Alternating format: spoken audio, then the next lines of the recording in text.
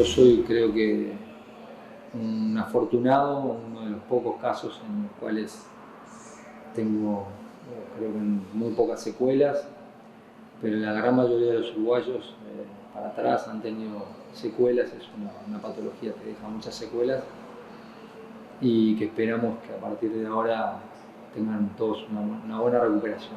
Es algo desconocido, nadie piensa que va a tener una ACV y lo bueno de esto, de difundirlo, es que bueno, todos piensen en su salud, en los chequeos para minimizar los riesgos.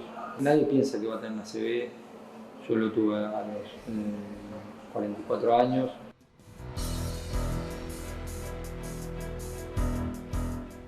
Bueno, ahí veíamos un fragmento de lo que fue la entrevista a un paciente que tuvo ACV, Ignacio Carvalho, que gracias a la rápida acción de su entorno logró, bueno, superarlo y además tener casi ninguna secuela. Pero miles de casos no corren con la misma suerte y por la falta de información es que es importante que la gente sepa cómo debe actuar en caso de tener algún síntoma de estos ACV cerebrovasculares. Exacto, los accidentes cerebrovasculares fatales. Ha trabajado sobre eso Camila Olivera, que hoy vamos a recibirla acá en los estudios, porque obviamente este es un tema muy complejo, que también tiene muchas aristas, sí, y que hoy tenemos que repasar varias de ellas. Camila, gracias por estar con nosotros. ¿Cómo andás? Gracias a ustedes. Buenas tardes para todos. Lo primero importante para decir es que los ACV son una de las principales causas de muerte en Uruguay y es una de las principales enfermedades que tiene mucha incidencia en las razones de discapacidad en la población. Es por esto que para revertir esto, el gobierno decretó el pasado mes de agosto la atención universal y gratuita para todos los pacientes de ACV. ¿Qué significa esto? Bueno, lo vamos a explicar un poco más adelante, pero primero que nada vamos a explicar qué son los ACV, cuáles son las consecuencias y cómo se pueden evitar. Nosotros hablamos con Roberto Crosa, que es neurocirujano endovascular y pionero en Uruguay en la práctica de trombectomía mecánica, que explicó de forma detallada cómo suceden los ACV isquémicos, porque hay que tener en cuenta que hay dos tipos de ACV. Están los ACV isquémicos y los ACV hemorrágicos. En esta oportunidad vamos a hacer hincapié en los ACV isquémicos, ya que son los que suceden en su mayoría entre un 80 y un 85%. Pero vamos con el testimonio de Crosa. Hay dos tipos principales de ACV, son el ACV isquémico y el ACV hemorrágico. O sea, cuando ocurre la obstrucción brusca de sangre, o sea, hay que imaginarse un árbol, ¿no? Se ocluye directamente una rama del árbol, donde transcurre sangre.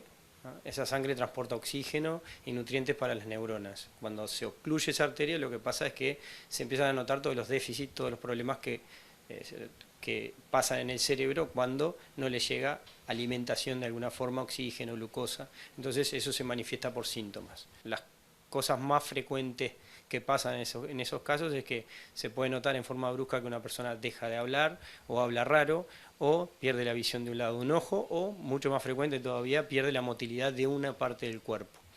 Eso principalmente. También cuando camina, empieza a caminar mal. A los síntomas anteriormente enumerados por el experto, como la dificultad en el habla o la parálisis parcial del cuerpo, que aparecen de forma repentina en los pacientes, eso es algo clave que se debe decir, no es que aparecen una semana antes, puede aparecer de forma repentina. La atención es fundamental, la rápida acción de las personas que estén con él o incluso de uno mismo se puede sí, claro, identificar los síntomas. El doctor Roberto Crosa nos decía lo siguiente. Hay varias claves que son fundamentales para que la atención, para que el paciente llegue a tiempo al lugar indicado. Entonces, pero lo primero que existe es que el paciente, en su caso los familiares, sospechen que es una ACV. Porque yo puedo tener el mejor sistema del mundo, si el paciente no está educado, o sea, en lo que se llama promoción de salud en el tema del ACV, que es lo que están haciendo ustedes en este momento, por ejemplo. O sea, tratar de educar a la población que frente a la pérdida de motilidad de una parte del cuerpo, el brazo, la pierna, se le vuelque la cara para algún lado, o empiece a hablar mal, o deje de hablar, o no entienda, o la persona pierda bruscamente la visión de un ojo, entre otras tantas cosas que pueda llegar a sospechar no estará haciendo una ACV. Siempre hay que preguntárselo. La clave es la información a la población en general para que tenga un índice de sospecha alto. O sea, y eso se hace con medidas de promoción de salud. O sea, deberían estar permanentemente poniendo, como se está haciendo ahora, el ACV encima de la mesa, o sea, enseñando a la población a entender cuáles son los síntomas, pero que ya prácticamente salgan en forma refleja. Frente a cualquiera de esas cosas, el paciente debe consultar. ¿Por qué? Porque es una de las patologías que más mata. O sea, el ACV es una de las patologías más mortales que hay dentro de todas las patologías sumadas. El ACV es una de las que más mata. Y por otro lado, si no te mata, te deja secuelas en el gran porcentaje de los casos. Entonces, esas secuelas luego son complicadas y complejas no solamente para el sistema de salud, sino también sobre todo para el sistema familiar de ese paciente, ¿no? Bueno, tema complejo si los hay, pero ¿cuáles son los periodos ventana para atender a los pacientes, por ejemplo, con ACV isquémicos? Bueno, según nos detalló Crosa, el periodo ventana es de 4 horas y media para la medicación y hasta 6 horas para el tratamiento endovascular. Esto es muy necesario llegar a tiempo a estas cosas, hay que remarcar de esto para evitar las secuelas y fundamentalmente prevenir la muerte. Desde Crosa también nos dijo que una vez que las secuelas están en el paciente, solo existen tratamientos de rehabilitación, pero no son tratamientos específicos en cuanto a la reversión de dichas secuelas. Esto es algo muy importante por lo que decíamos del tiempo. Una vez que la persona no llega a tiempo, van a quedar secuelas y no existe tratamientos, por lo menos hoy en día, de que te reviertan esas secuelas.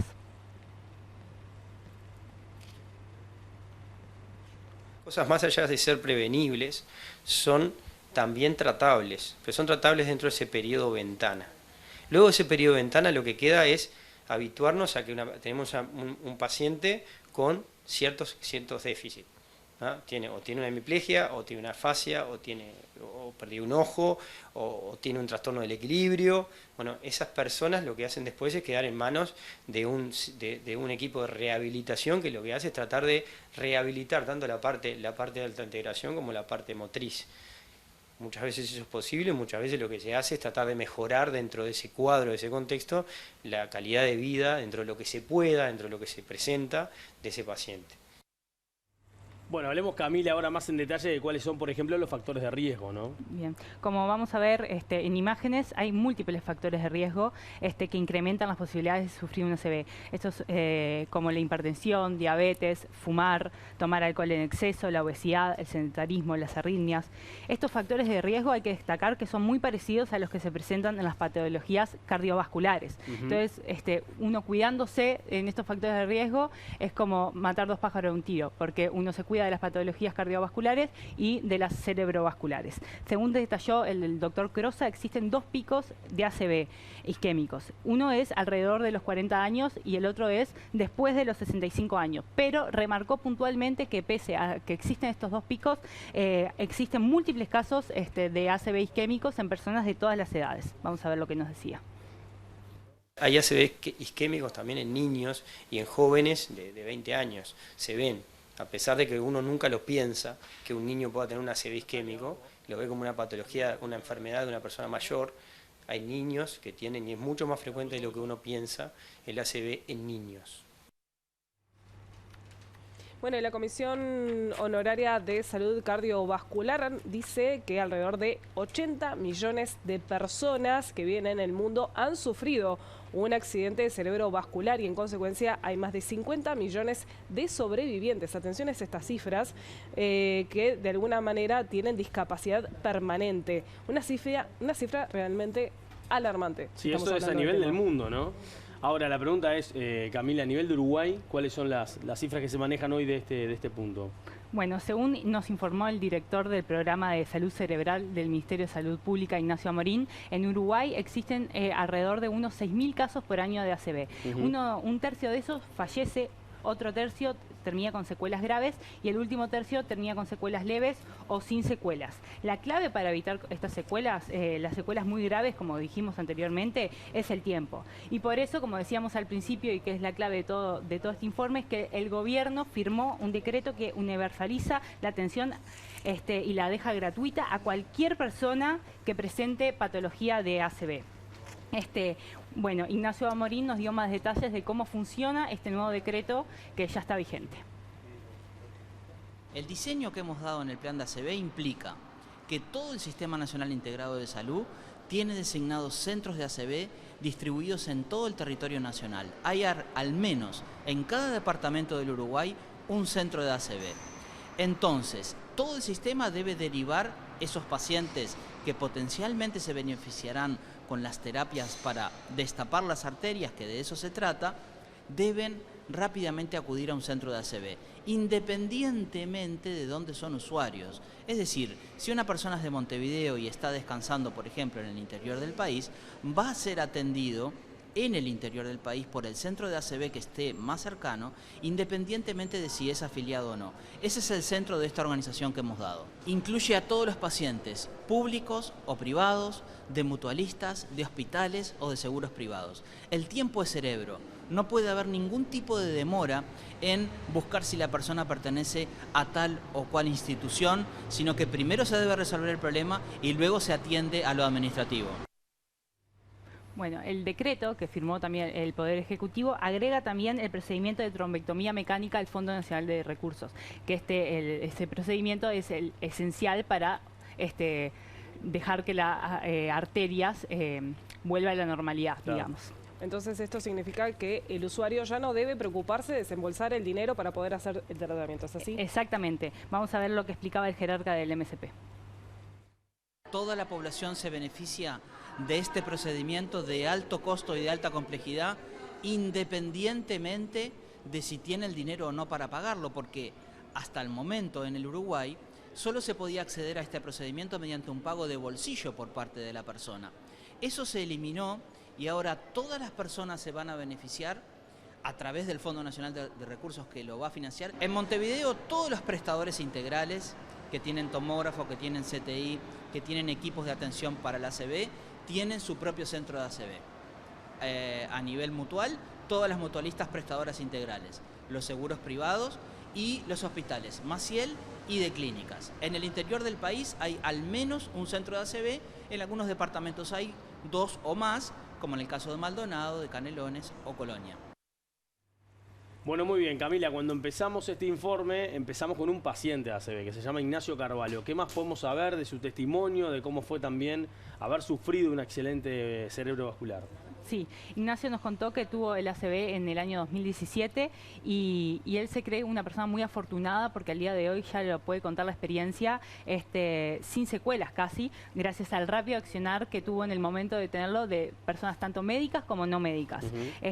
Vamos a compartir ahora el resto de su testimonio también porque es necesario ponerle rostro a este tipo de cosas tan graves para que la población entienda lo importante que es el tiempo y entender bien cómo reaccionar ante este tipo de acciones. Vamos a ver lo que nos decía. El 27 de julio del 2017, son esas fechas que uno recuerda como si fuera de cumpleaños. Hace 5 años tuve una ACV, estaba haciendo deporte en gimnasio, hacía regularmente y en un momento perdí la conciencia, perdí la movilidad en una parte de mi cuerpo, la cara se me lateralizó y tuve honestamente mucha suerte en poder estar como estoy ahora gracias a decisiones rápidas de mucha gente y bueno, fue importante también la recuperación. La gran mayoría de las veces no hay síntomas previos. Yo tenía en ese momento, estaba haciendo ejercicio intenso y tenía un poco de taquicardia. Gente que tiene presión alta, pero bueno, hay distintas formas de presentación. Hay gente que se despierta con una ACV, con una parálisis de una parte del cuerpo o con la cara lateralizada. Le puede pasar a cualquier persona en cualquier lado y por eso me parece importante también que todos puedan reconocer los síntomas para poder ayudar a la gente a la gente que le está pasando. Es muy importante en esto el tiempo de tratamiento, llegar a tiempo a los tratamientos actuales, que por suerte tenemos. Es muy importante para la recuperación posterior. Yo soy, creo que, un afortunado, uno de los pocos casos en los cuales tengo, creo que muy pocas secuelas, pero la gran mayoría de los uruguayos para atrás han tenido secuelas. Es una patología que deja muchas secuelas y que esperamos que a partir de ahora tengan todos una buena recuperación. Bueno, por último vamos a compartir el testimonio de los padres de Florencia, una joven que tenía 23 años y falleció en noviembre del 2021 a causa de una ACV. Florencia era paciente de diálisis peritoneal, que es un tratamiento para la insuficiencia renal, y 2 años antes del último ACV que le costó la vida había tenido 2 micros de ACV. O sea, la familia ya había pasado por eso y pese a tener los mismos síntomas, pese a decirle a los médicos que tenían esos mismos síntomas, la familia cuestiona la atención que recibió para este último ACV que, bueno, como ya dije, le costó la vida. Vamos con el testimonio de los familiares. La llevamos a urgencia. En urgencia tenía 23 de presión. Le pusieron una pastilla debajo de la lengua. Durmió casi 1 hora. Bajó la presión. Volvimos a casa. A los 2 días, otra vez de vuelta en el San Bois. En el San Bois nos dicen, por favor, que la vea su doctora. Llamo a peritoneal, al Hospital Maciel. Me dicen que la doctora no había vuelto, que volvía el lunes. Perfecto. El lunes era 23, lunes 23 de agosto del 2021. Llamo por teléfono. Me dicen, tu doctora recién el 24 te puede atender. Por favor, le pedía yo a la enfermera. Florencia, ¿no está bien? El día 24 de agosto la ve la doctora. Entró ella sola porque, claro, como es grande no me dejaban entrar. Sale ella y le digo, ¿y Florcita? Y me dice, la doctora me mandó al oftalmólogo. Y yo le digo, ¿cómo el oftalmólogo? Golpeó la puerta de peritoneal y la enfermera me dice, la doctora ya se fue. Digo, ¿cómo que se fue la doctora? Tiene que verla, Florencia no está bien, Florencia se queda sin habla, Florencia se le va la vista de vuelta. Y dice, bueno, la doctora ya se fue, no sé qué, bueno. Y claro, me queda esa impotencia de no haber vuelto a entrar, ¿no? El día 28, sábado, a las 5:30 de la mañana, me manda un mensaje y me dice, mamá, ¿no vas a ir a la feria? Y le respondo, sí. Y pasaron 5 minutos, me golpea la puerta de mi cuarto y me dice, mamá, no puedo hablar otra vez. Empezó a balbucear, cayó arriba de la cama y ahí entró en coma. Yo lucho porque se haga justicia por mi hija, porque se reconozcan las ACV, que sepan cuando una persona va con síntomas de ACV, porque estarán doctoras. Y yo, más allá de no ser doctora y no tener un título, soy madre. Lo había vivido, sabía lo que era un ACV. Los ACV no son joda. Los ACV te matan. Y más cuando tenés patologías, más cuando sufriste un ACV hace 2 años. Sin palabras. Bueno, ojalá que sea justicia para esta familia y visualizar que estos accidentes cerebrovasculares no tienen edad. Estamos hablando de que Camila tenía 23 años. Sí, es así. Creo que después de este testimonio no hay mucho más que agregar, que volver a remarcarle a la gente que esto es algo realmente importante, que le presten atención a los síntomas, a los factores de riesgo, que se hagan chequeos regulares, porque la hipertensión a veces uno no le da mucha importancia, la diabetes, como para estos tipos de patologías. Así que, como vos decías, Natalia, los ACV no tienen edad, le pueden pasar a cualquiera, y prestar atención a todas estas cosas le pueden salvar la vida a uno, a un familiar o a cualquier persona que lo necesite en el momento. Gracias, Camila. No, muy gracias completo. a ustedes. Muchas gracias. Pausa, ya venimos.